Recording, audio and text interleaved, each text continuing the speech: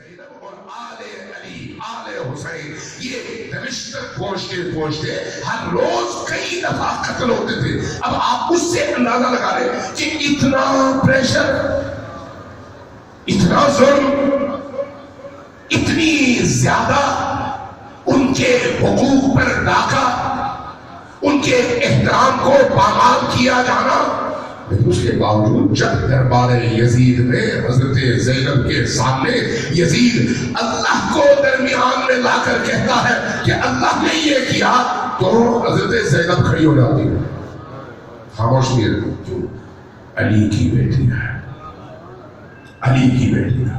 ذرا تصور کریں میرے دوستوں، میرے عزیزوں، میرے بزرگوں، یہ ہمارے لیے صرف تاریخ نہیں ہے، یہ صرف تاریخ نہیں ہے، یہ تربیت گاہ ہے. اس تربیت گاہ کے اندر جو انسان مرد ہو یا عورت، بہن ہو، بیوی ہو، ماں ہو، بیٹی ہو، یا باپ ہو، بھائی ہو، بیٹا ہو، جب اس تربیت گاہ میں داخل ہوتا ہے تو پھر روح زینبی کے حصول کے بعد اس کو نکلنا چاہیے. یہ جو موجود مہر، محبت، ان کے اندر موجود رحمت، اس نے مجھے بڑا متاثر کیا. اور پھر وہ جاتے جاتے ہمارا کھارا پانی میٹھا بھی کر گئے. انہوں نے کہا کہ بیٹا تمہیں انہوں نے طلب کیا ہے، اگر ہو سکے تو چلے گئے. کہا ٹھیک ہے اب میں چلتا ہوں. اٹھا تو بیوی نے کہا مجھے بھی لے کے چلو. جب بیوی نے کہا مجھے بھی لے کے چلو تو پھر ماں نے کہا پر جب تم دونوں جا رہے تو پھر مجھے بھی لے کے چلو. تینوں اٹھے اور پہنچے خیمہ حسین. امام حسین علیہ السلام نے استقبال کیا، بٹھایا، جو کچھ حاضر تھا پیش کیا. جو کہ مہمان پھر کریم ہے، وہ جو کریم ذات ہے وہ کسی کو محروم نہیں کرتی. بٹھایا، بٹھانے کے بعد فرمایا کہ دیکھو میں نبی کا اس وقت کائنات میں اکلوتا فرزند ہوں جسے نبی کی آغوش میں پرورش پائی ہے. اس وقت یہ ظلم ہو رہا ہے، یہ اسلام کی دھجیاں اڑائی جا رہی ہے، اس لیے میں جا رہا ہوں عراق کی طرف تاکہ اس کا مقابلہ کروں. میں تمہیں دعوت دیتا ہوں کہ تم میرے ساتھ چلو. وہ کیا ہے؟ مسلمان نہیں ہے، مسیحی ہے. اس نے فوراً قدم پکڑ لیے، عرض کیا کہ مولا مجھے مسلمان کیجئے، میں کلمہ پڑھنے کو تیار ہوں. آپ نے کلمہ پڑھایا، اس نے کلمہ پڑھ لیا، اس کی بیوی نے بھی کلمہ پڑھ لیا، ماں نے بھی کلمہ پڑھ لیا. اس کے بعد یہ قافلہ چل پڑا آگے. اب ذرا سوچئے اس قافلے کو مسلمان ہوئے کتنی دیر ہوئی ہے؟ کربلا تک پہنچتے پہنچتے 8 دن بھی نہیں گزرے. یہ 3 افراد مسلمان ہو چکے.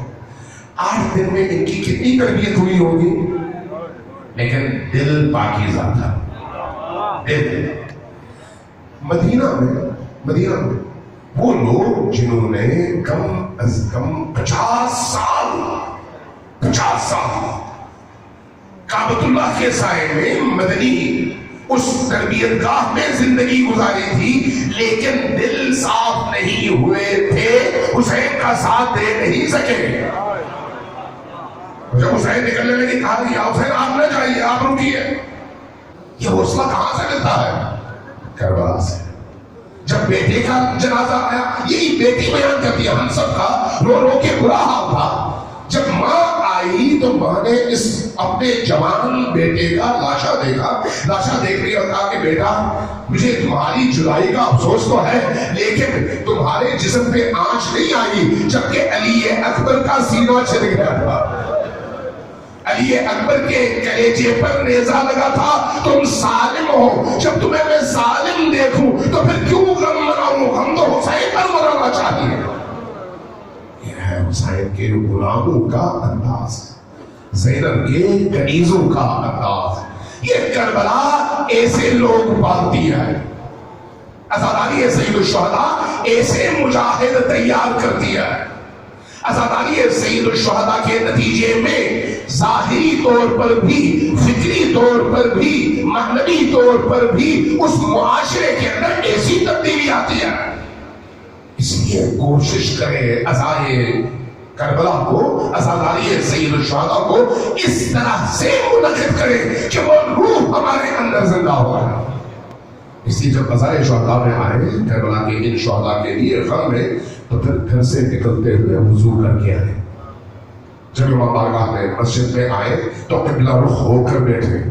اسی کے علماء نے، اہل سنت علماء نے، شیعوں کی میں بات نہیں کر رہا، امام احمد بن حنبل کی یہ روایت ہے اور وہ بھی فضائل الصحابہ میں کہتے ہیں کہ حسین کی مجلس ہوا ہے جس میں اگر کوئی شخص غم اور الم اور حزن کے ساتھ حاضر ہوتا ہے تو اس مجلس میں جب تک بیٹھتا ہے اس کا بیٹھنا اللہ عبادت شمار کرتا ہے. کون؟ امام احمد بن حنبل اہل سنت محدث روایت نقل کرتے ہیں. پھر کہتے ہیں جتنی دیر وہ شخص اس مجلس میں بیٹھتا ہے اور سانسیں لیتا ہے اللہ اس کی سانسوں کو تسبیح شمار کرتا ہے. کتنی عظمت ہے ان مجالس میں. ان مجالس کا اثر ہم پر، ہماری روح، ہماری فکر، ہماری سوچ، ہماری زندگیوں پر ہونا ضروری ہے. یہ ہے تو عطاداری ہے اور اس کا اثر اس عالم پر بھی ہے. ان کا انتقال ہو گیا. ان کی شاگرد نے استاد کا واقعہ بیان کیا. کہا کہ ایک دن ہم نے استاد کو دعوت دی کہ وہ آئے تو میری بیگم نے ان کے لیے کھانا بنایا. جب کھانا بنایا کھانا ان کے سامنے رکھا، انہوں نے ایک دفعہ پلیٹ میں کھانا ڈالا، پھر اس کے بعد وہ ختم کر کے دوبارہ کھانا ڈالا. مجھے استاد کی روٹین کا پتا تھا، اس لیے مجھے حیرت ہوئی کہ یہ کیوں آج انہوں نے 2 دفعہ کھانا ڈالا. وہ کھانا کھا چکے ہیں تو میں نے پوچھا استاد آج آپ نے 2 دفعہ کھانا ڈالا، وجہ کیا ہے؟ کہا جا کر اپنی بیوی سے پوچھو کہ کیا وجہ ہے. میں مختصر کرتا ہوں. کہتے ہیں میں بیوی کے پاس گیا، بیوی سے عرض کیا کہ آج استاد نے 2 دفعہ کھانا کھایا ہے جو ان کی روٹین کے خلاف ہے، چونکہ اہل اللہ کھانے میں بھی تمام چیزوں کا، باریکیوں کا خیال رکھتے ہیں. کہا انہوں نے 2 دفعہ کھانا کھایا، وجہ کیا ہے؟ کہا کہ آج میں نے جب یہ کھانا بنایا تھا تو وضو کر کے بنایا تھا. استاد کو تو نہیں پتا تھا. کہا کہ میں نے وضو کر کے بنایا تھا. واپس آئے اور کہتے ہیں میں نے استاد سے کہا کہ بیوی یہ کہہ رہی ہے. استاد نے جواباً مسکرا کر کہا کہ نہیں، وجہ یہ نہیں ہے چونکہ وہ تو ہر روز جب بھی کھانا بناتی ہے وضو کر کے بناتی ہے. یاد رکھیے جب گھر جائیں ہماری مائیں، بہنیں، بیٹیاں جب بھی کھانا بنائیں وضو کر کے بنائیں، چونکہ اس وضو کا اثر، اس کی نورانیت اس کھانے پر بھی مرتب ہوتی ہے.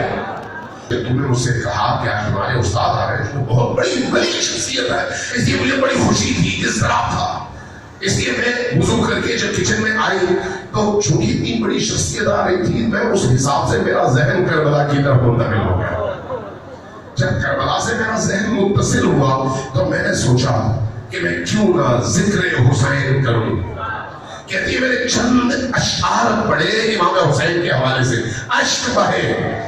جب اشک بہے تو میں نے ارادہ کیا کہ آج کا کھانا میں امام حسین علیہ السلام کے نیاز کی نیت سے پکاؤں گی. لہذا میں نے اس نیت سے یہ کھانا پکایا تھا.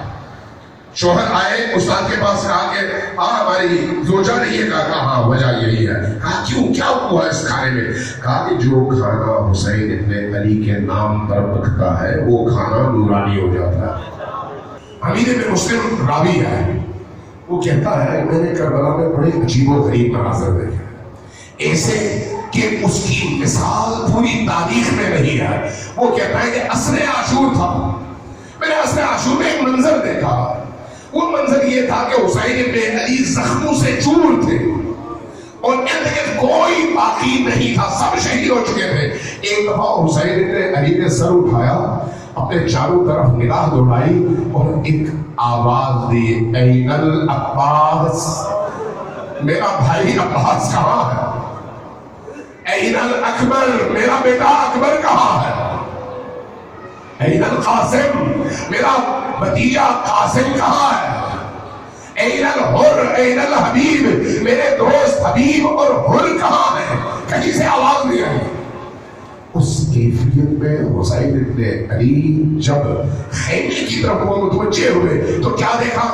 آواز آ رہی ہے ایک بچے کے رونے کی، ایک بچے کے رونے کی. جب پہنچے تو کیا دیکھا؟ مخدرات کہہ رہی ہے کہ یہ بچہ جب سے آپ کی آواز سن رہا ہے اپنے گہوارے میں دیکھتا نہیں ہے، اس کو قرار نہیں ہے، بار بار خود کو گرا دیتا ہے اور رو پڑتا ہے. کیسا ظالم معاشرہ تھا جس نے علی اصغر جیسے اس معصوم پر بھی رحم نہیں کیا. جب پانی مانگا تو پانی مانگنے کا جرم اتنا بڑا تھا کہ ہرملہ کے لشکر ہرملہ نے وہ تیر کمان پر چڑھایا. ابن یزید ریاحی جس تیر سے شہید ہوئے یا اس جیسے بڑے بڑے شہسوار جن تیروں کا نشانہ بنے, ہم عصر عاشور دیکھتے ہیں کہ اس ننھے سے بچے پر وہ تیر استعمال ہوتا ہے جو بڑے بڑے شہسواروں کے لیے استعمال ہوتا ہے, جس کے آگے 3 پھل ہیں. جب یہ 3 پھلوں والا تیر آ کر اپنے شکار سے ٹکراتا ہے تو اس کو کاٹ کر چیر کر آگے نکل جاتا ہے. یہ بچہ ایک دفعہ تیر لگا, ہوا میں اچھلا. امیر ابن مسلم کی روایت ہے, باقی میں روایت کی ہے. جب نیچے آیا تو حسین نے سنبھالا, خون اپنے جلو میں لیا, آسمان کی طرف پھینکا, یہ خون واپس نہیں آیا. اور جب حسین اس بچے کا ننھا سا لاشا لے کر خیمے کی طرف آنے لگے تو راوی کہتا ہے کہ میں نے دیکھا 6 دفعہ حسین نے قدم بڑھایا, پھر رک گئے, پھر قدم بڑھایا, پھر رک گئے. کیوں؟ اس لیے کہ خیمے کے دروازے پر مادر اصغر کھڑی دیکھ رہی. اس منظر کو دیکھ کر برداشت نہیں ہو رہا تھا. لیکن جب ہمت کی اور بچے کو لے کر خیمے میں تشریف لائے تو اس ماں نے جب اس کٹی ہوئی گردن کو دیکھا تو ایک جملہ کہا. یہ جملہ کیا ہے؟ سمندر کے پانی کو آگ لگا دینے کے لیے کافی ہے. کیا کہا؟ امسلک یلحر یا بنیا, اے میرے ننھے سے فرشتے بچے, کیا تم جیسے معصوموں کو بھی اونٹ کی طرح سے ذبح کیا جاتا ہے؟ امیر کہتا ہے کہ حسین شہید ہو گئے, حسین شہید ہو گئے. لیکن کیا منظر میں نے دیکھا؟ میں نے دیکھا کہ لشکر اشقیاء کا رخ خیمے حسین کی طرف ہو گیا. خیمے یکے بعد دیگرے چلنے لگے. اب یہ جو خیمے میں موجود محترات اور خواتین تھی, یہ روتی ہوئی واہ محمدہ واہ علیہ کہتی ہوئی مقتل کی طرف گئی تاکہ اپنے مردوں کے لاشوں کے درمیان پہنچ سکے. اس منظر میں کہتا ہے میں نے دیکھا ایک اونچے قد کی خاتون ہے جو ایک خیمے سے کبھی باہر آتی ہے, کبھی اندر جاتی ہے, کبھی باہر آتی ہے. میں نے پوچھا یہ خاتون بھاگتی کیوں نہیں ہے؟ کون ہے یہ؟ کہا یہ علی کی بیٹی زینب. میں نے پوچھا بھاگتی کیوں نہیں ہے؟ کہا خیمے کے اندر حسین کا اکلوتا بیٹا سید الساجدین موجود ہے, غشی کے عالم میں چھوڑ کر جا نہیں سکتی. ابھی کہتا ہے میں نے دیکھا کہ کچھ دیر میں کچھ خواتین نے مدد کی اور اس نحیفہ بوڑھی اور بزرگ خاتون نے اس جوان کے جسم کو اٹھایا اور خیمے سے جیسے ہی باہر آئی خیمے کو آگ لگ گئی اور خیمہ جل گیا. کہتا ہے میں نے ایک منظر عجیب دیکھا. میں نے کیا دیکھا؟ میں نے دیکھا ایک چھوٹی سی بچی ہے اور وہ بچی میدان میں بھاگ رہی ہے اور اس کے دامن میں آگ لگی ہوئی ہے. جب میں نے دامن پر لگی آگ دیکھی میں تڑپا. میں اپنے گھوڑے پہ تھا, بھاگ کے گیا تاکہ بچی کے دامن کی آگ بجھاؤں. بچی نے جیسے ہی گھوڑے کے ٹاپوں کی آواز سنی تیزی سے روتے ہوئے بھاگنے لگی. میں آگے سے آیا, بچی کو روکا, بچی کے دامن کی آگ بجھائی. جیسے ہی دامن کی آگ بجھی بچی کے چہرے پر نسبتاً ایک اطمینان کی کیفیت پیدا ہوئی. لیکن اس نے جب میرے چہرے کی طرف دیکھا تو آنکھوں ہی آنکھوں میں ایک سوال تھا, گویا پوچھ رہی ہو کہ کربلا میں اب تک جتنے لوگ آئے انہوں نے ہمیں مارا, ہمارے خیمے جلائے, ہمارے اسباب لوٹے, تم پہلے شخص ہو جو آگ بجھانے کے لیے آئے ہو. انہوں نے کہا بیٹی تم کون ہو جو اتنی مظلومہ ہو چھوٹی سی عمر میں؟ کہا میں حسین کی لاڈلی وہ بیٹی ہوں جو حسین کے سینے پر سوتی. میں نے پوچھا بیٹی تم حسین کی لاڈلی بیٹی ہو, تمہارے چہرے کی رنگت سیاہ ہو چکی ہے, کان کی لو پھٹ چکی ہے, خون رس رہا ہے, سر زخمی ہے, بدن زخمی ہے, کیا ہوا تمہارے ساتھ؟ کہا کہ نہ پوچھو کیا ہوا. ان ظالموں نے جب ہمارے مکھنے اور چادریں چھیننی چاہی تو نیزے کی انیاں استعمال کی, جسم زخمی ہو گئے.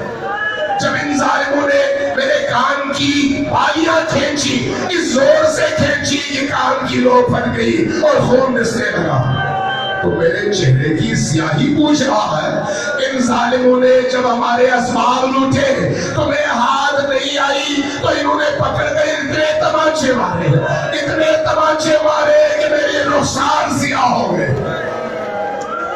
میں نے پوچھا بیٹی ذرا مجھے بتاؤ میں تمہاری کیا خدمت کروں جس سے تمہارے زخم پر تھوڑا سا مرہم رکھ سکوں؟ کیا کہا اس بچی نے؟ کہا ذرا مجھے بتا دو نجف کا رستہ کس طرف ہے، میں ذرا نجف جا کر اپنے جد امجد علی کی بارگاہ میں عرض کروں، بابا جان دیکھیے آپ کی معصوم بچیوں کے ساتھ کیا سلوک کیا جا